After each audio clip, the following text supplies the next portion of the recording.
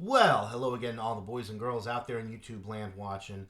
Georgia Beer Reviews back at you today with another one, and very excited about this, guys. We're gonna review the 2025 Bourbon County Stout. Now, this year's variant clocks in at 14.8% ABV, which is the highest that it's been in a while. Usually it's 14.6 or 14.7 for the original variant. I haven't found it in the taller bottles.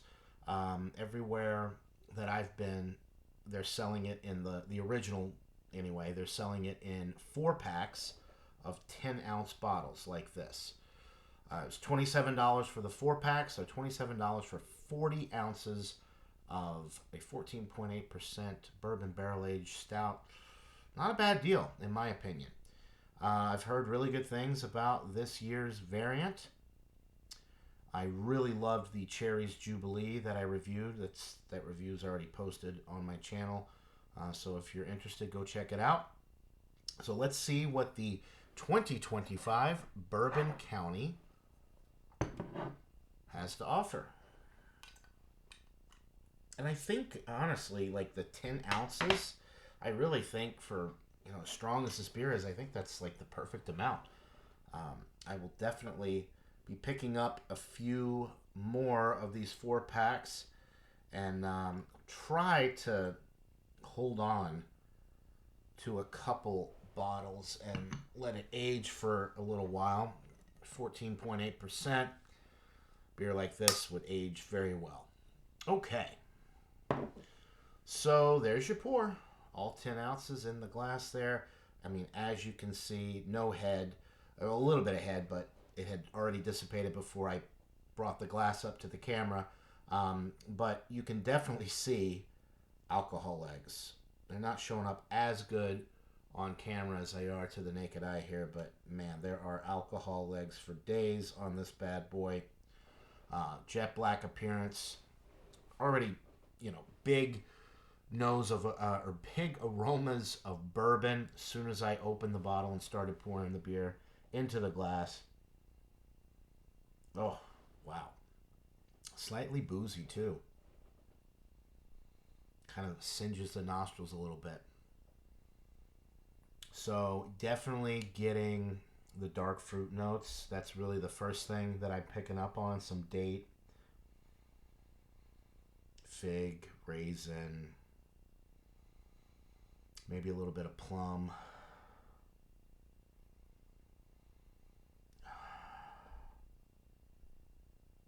The oak from the bourbon barrels is there.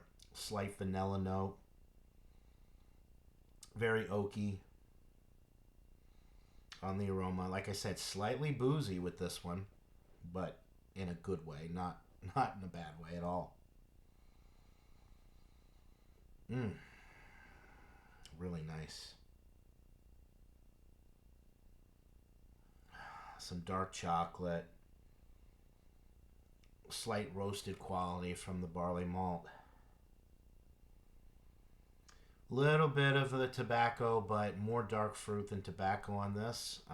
Not quite as sweet as some of the ones that I've had where the tobacco notes really stand out. It's there, but the tobacco notes take a backseat to the dark fruit and the booziness, the bourbon forward aroma with this.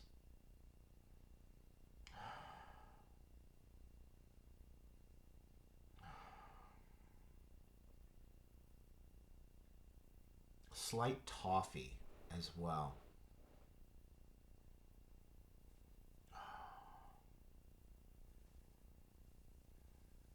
There's something else there. I'm trying to. I don't know what that is. It's like a candy.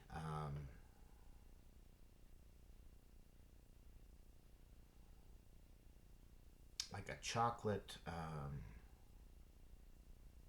A hard chocolate. What do you call those things? Almost like a brittle. Like a candy brittle. Like sugary chocolate. Hard chocolate type of thing. I'm not a big sweets guy. I don't eat a lot of like hard candies, but there's something there. There's almost a nuttiness to it. You know what it is? It's almost like a chocolate peanut butter praline type of thing.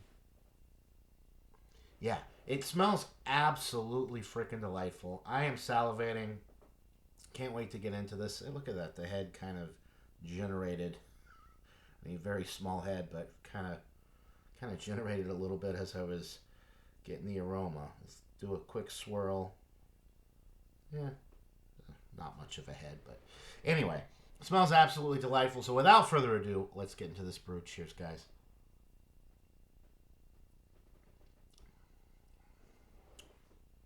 Mm. Tobacco on the palate. Wasn't getting that so much on the aroma, but tobacco definitely on the palate. The dark fruit and the tobacco lead. Um, that first sip, that's the primary flavors initially. Then you get a little bit of that vanilla sweetness, a little bit of dark chocolate, a little bit of roast from the malt, um, a little bit of that toffee. The bourbon on the finish is definitely there. It is a little bit more boozy. 14.8 versus 14.6, 14.7. You wouldn't think that would make much of a difference, but there is a little bit more of a noticeable boozy quality with this one, I find. But in a good way. I mean, if you like the bourbon barrel aging process and you like bourbon barrel aged stouts, that extra boozy bourbon quality is definitely a plus. If you're not used to drinking beers like this and you go from a Guinness to something like this, you're going to be floored. You probably hate this, but if you like Bourbon County of years past, you're absolutely going to delight in this one because it is just an amped up version of some of the previous year's Bourbon County offerings. Definitely more barrel presence, more barrel heavy, a little bit more dark fruit and tobacco oriented on the palate. The dark fruit more on the nose, tobacco more on the palate. That candied kind of chocolate, nutty, brittle type of thing is definitely there on the palate as well. Oh, this is delightful.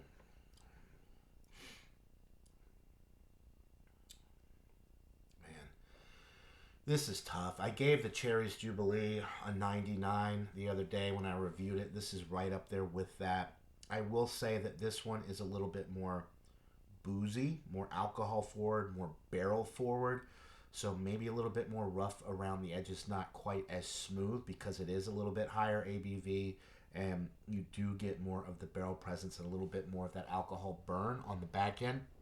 I love that. I'm not complaining at all, but thinking in terms of like a rating, I might give it a slightly lower rating because of that. Medium. This one is a little bit more full bodied because of the higher alcohol. I'm going to say that it is a full bodied stout. It's definitely not thick though, viscous, syrupy, clinging to the insides of the mouth and the cheeks and lingering in a bad way. It drops off pretty quickly. You do have a little bit of a lingering dark fruit note in the back of the throat and a little bit of that burn in the barrel, but there's no like residual sticky type of weird stuff that you get from some of these heavier stouts. That's one thing, and I know I've mentioned this a lot before in other Bourbon County reviews, but Bourbon County does such a good job with the bodies and the mouthfeel in these beers. They're not sticky, they're not cloyingly sweet. They're just right, and they're thin enough to they're thick enough to where you're drinking a stout, but they're thin enough to where it's not cloying and it doesn't linger in a way that makes the beer unpleasant and less likely for you to drink more than a couple of sips. I'm definitely going to finish this whole bottle. It's very enjoyable. This is a great beer just to drink, like after a meal. It'd be a good dessert beer. It's so heavy. It's really, if you're going to drink one beer um, for the day, this would be one that you can enjoy, you can sip on. You might get a little bit of an alcohol buzz from it because it is so high ABV, but this would satisfy a lot of people's beer needs for the evening. You're definitely not going to need to drink anymore after a 10-ounce serving of this. This is absolutely delightful. Is it the best Bourbon County I've ever had? No, I've had better. I think the the slightly elevated alcohol is going to be problematic for some people because it is a little bit more boozy. But somebody like me who really loves the bourbon barrel notes, if you like more barrel forward um, notes, you're going to like this one maybe a little bit more than years past. So I'm going to go with a 98 out of 100, which is in the world class range. It is outstanding. Um, I highly recommend this, especially to people who like a little bit more um, barrel forward presentation. This is going to be one that you're really going to enjoy. So 98 out of 100 for the new 2025 Bourbon County. Buy it, try it. Let me know what you guys think in the comments below. That'll do it for this beer review. Hope everybody out there is having a wonderful day, and we'll see you on the next one. Until then, cheers, everybody.